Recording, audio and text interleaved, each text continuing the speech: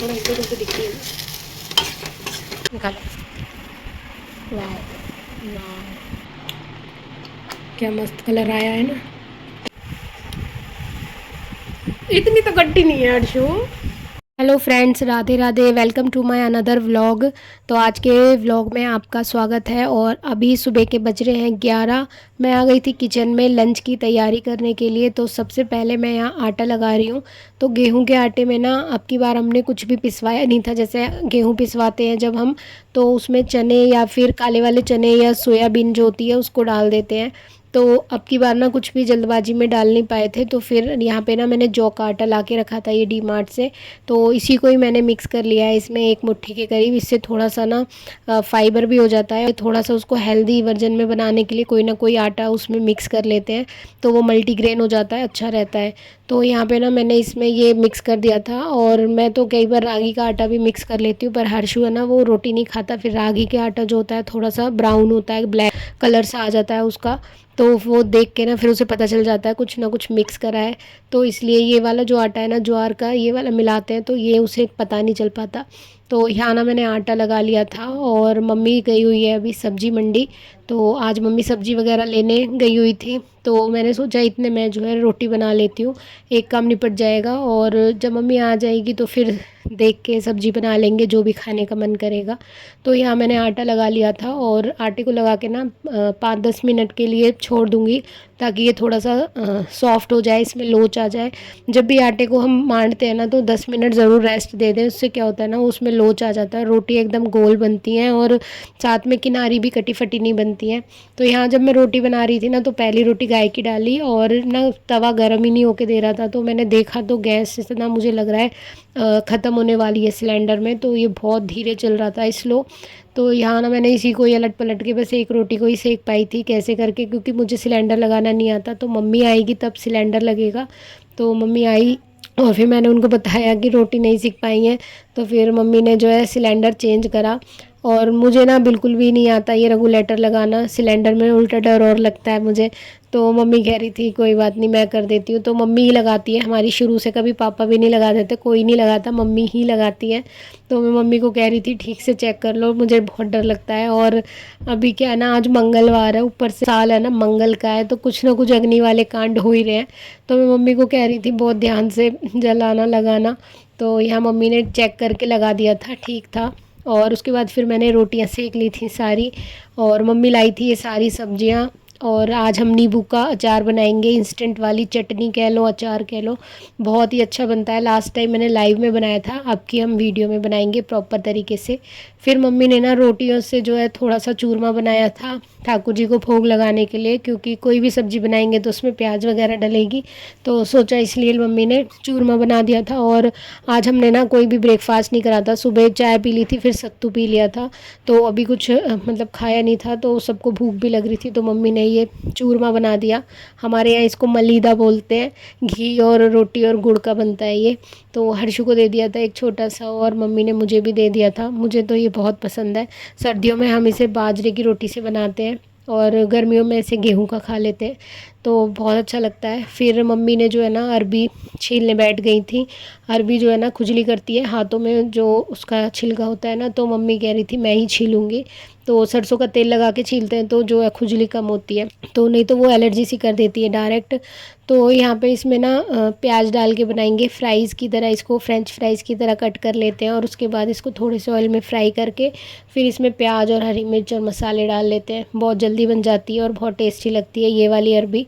तो हर्षु को ये वाली पसंद है इसलिए ये बनाई है। और मम्मी ने गोल गोल काट के जो तरी वाली बनाते हैं वो भी बनाई है ठाकुर जी के लिए बिना प्याज की। वो मम्मी और ठाकुर जी खाएंगे, हम नहीं खाते वो वाली। गीली वाली मुझे इतनी पसंद नहीं है, हर्षु को तो बिल्कुल ही पसंद नहीं है। इसमें भी वो प्याज प्याज बीन के खा लेता है और अरबी भी खा लेता है खैर, बट उसे प्याज ज़्यादा पसंद है। तो मैंने इसलिए 3-4 प्याज उसके लिए एक इसमें मतलब काटी थी, ताकि क्योंकि भुनने के बाद बहुत थोड़ी सी हो जाती है। तो यहाँ पे हमने अपनी प्लेट लगा ली थी। आज हमारे खाने में था लंच में रोटी, अरबी की सब्जी और दही, सैलेड, खीरा। तो ये खाना था हमारा आज का। फिर हमने लंच किया, लंच करने के बाद थोड़ा रेस्ट किया। फिर बज गए थे 4 और हर्षु का ट्यूशन का टाइम हो गया था। तो मैं जा रही हूँ उसे ट्यूशन छोड़ने। और जब तक मैं उसे ट्यूशन से छोड़ के आती हूँ तब तक मम्मी जो है ना चाय बना लेती हैं। तो फिर उसके बाद कोई ऐसा काम होता है जो हम हर्षु के सामने नहीं कर पाते हैं या वो हमें परेशान करता है, तो वो काम हम इस टाइम पे कर लेते हैं जब वो ट्यूशन चला जाता है। तो वो ट्यूशन चला गया था और आकर फिर मैंने चाय पी। और चाय के लिए मैं आज लेकर आई थी ये आलू भुजिया। तो मम्मी ने बोला था, मम्मी का मन था कि नमकीन ले आई हो कोई सी, तो ये आलू भुजिया मैं ले आई थी। और हर्षु के लिए ले आई थी ये पंजाबी तड़का, क्योंकि उसे पता चल जाए हमने कुछ खाया है तो वो कहेगा कि मेरे लिए कहाँ है, तो पहले उसके लिए लाना पड़ता है।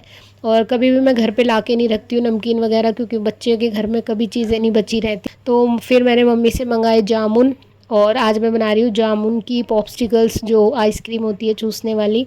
तो अभी नए जामुन आए हैं पहली बार हमारे घर में, मतलब सीज़न का फर्स्ट टाइम लाई है मम्मी।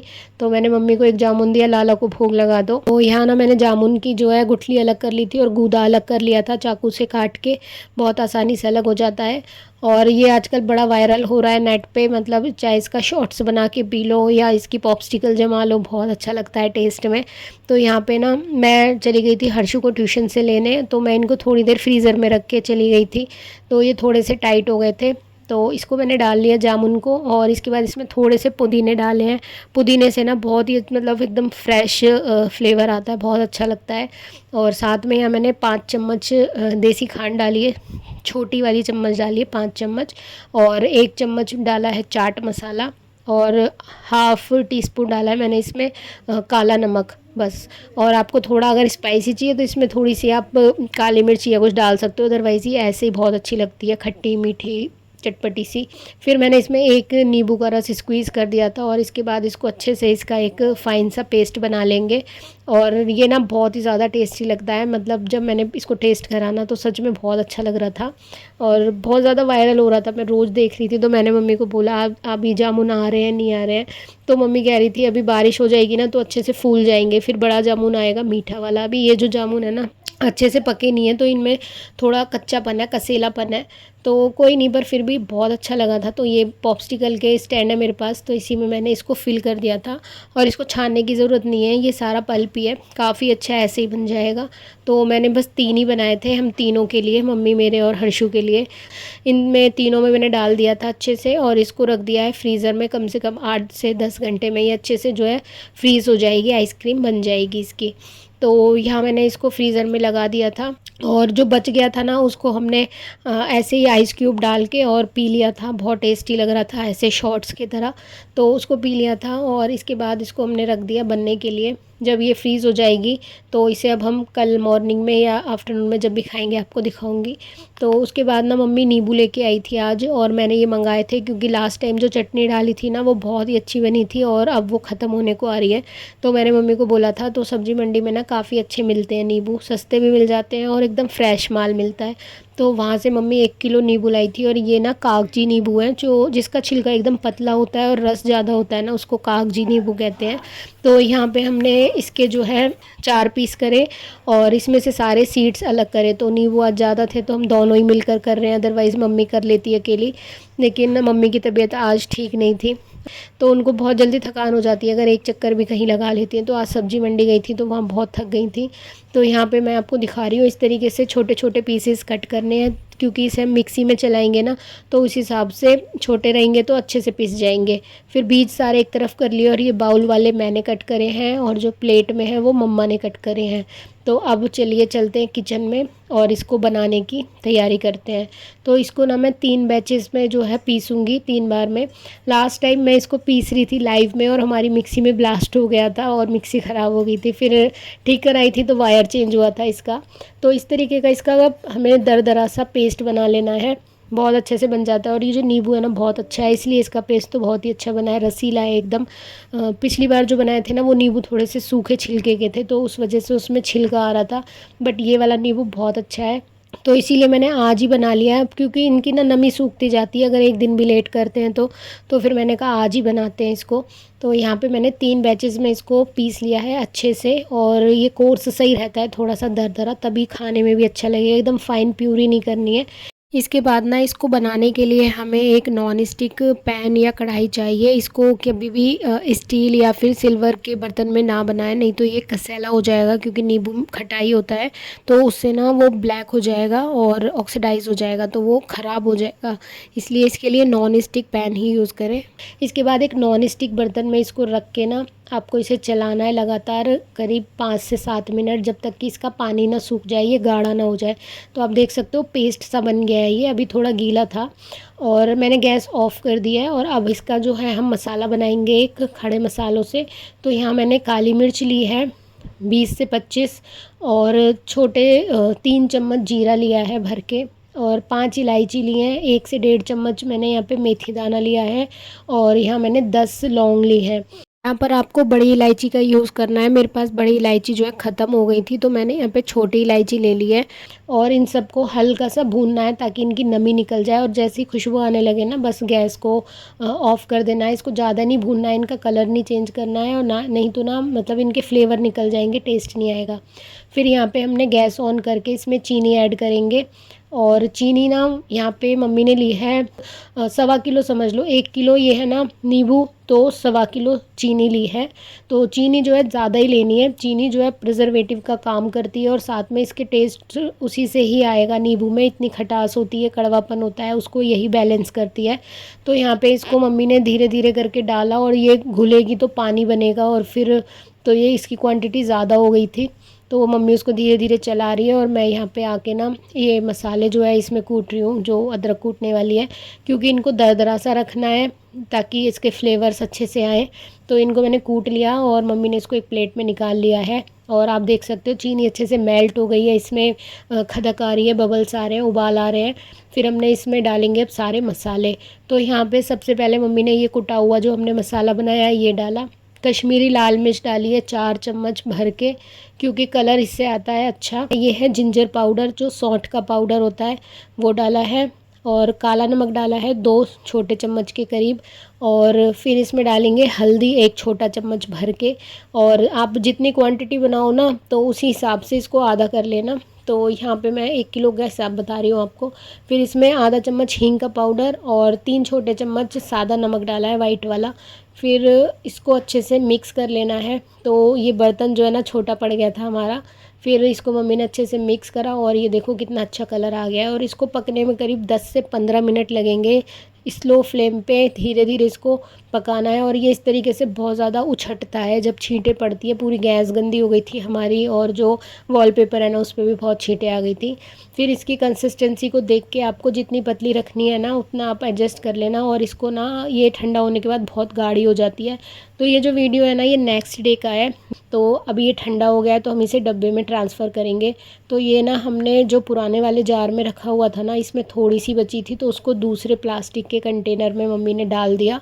और अब इस वाले कांच के कंटेनर में हम जो आज हमने बनाई है इस वाली चटनी को इसमें रख लेंगे। तो ये जब रखी रहेगी ना मतलब हफ्ते 10 दिन, तो उतनी ज़्यादा इसमें ना टेस्ट आता जाएगा। इसकी बिटरनेस जो है इसका नींबू का जो थोड़ा सा कड़वापन भी होता है वो सब जो है अच्छे से ख़त्म हो जाएगा, और इसका टेस्ट ना बहुत अच्छा हो जाता है। जितना ये पुराना होगा उतना अच्छा होगा। तो ये मैंने अब इसलिए डाल दिया है क्योंकि वो वाला ख़त्म होने वाला था, तो अब हर्षु को स्कूल ले जाने के लिए चाहिए कुछ ना कुछ, तो नींबू का अचार सबसे बेस्ट होता है। और तो ये चटनी ना बहुत अच्छे से स्प्रेड करके दे दो आप उसको, मतलब पराठे पे या ब्रेड पे या कैसे भी, तो बहुत टेस्टी बन के तैयार है ये हमारी इंस्टेंट चटनी, नींबू की चटनी या पिकल आप कह सकते हो। और ये ना सालों साल ख़राब नहीं होती है, आप इसको ऐसे ही बाहर रख सकते हो, फ्रिज में भी रखने की ज़रूरत नहीं है। और काफ़ी अच्छे से ये मतलब लॉन्ग लास्ट करती है, बिल्कुल भी ख़राब नहीं होगी, और बहुत ज़्यादा टेस्टी लगती है।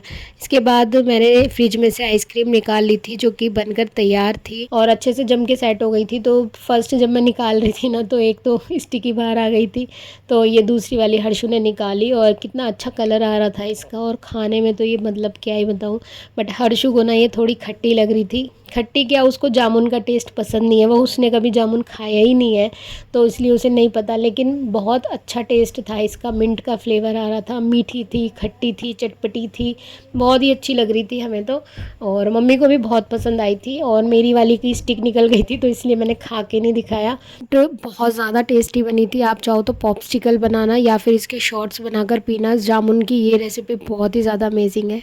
गाइज़ आज के वीडियो को यहीं पे एंड करते हैं, मिलते हैं नेक्स्ट व्लॉग में, तब तक के लिए बाय बाय। एंड वीडियो में कुछ भी अच्छा लगे तो लाइक कर देना, बहुत मेहनत लगती है वीडियो बनाने में। Bye bye.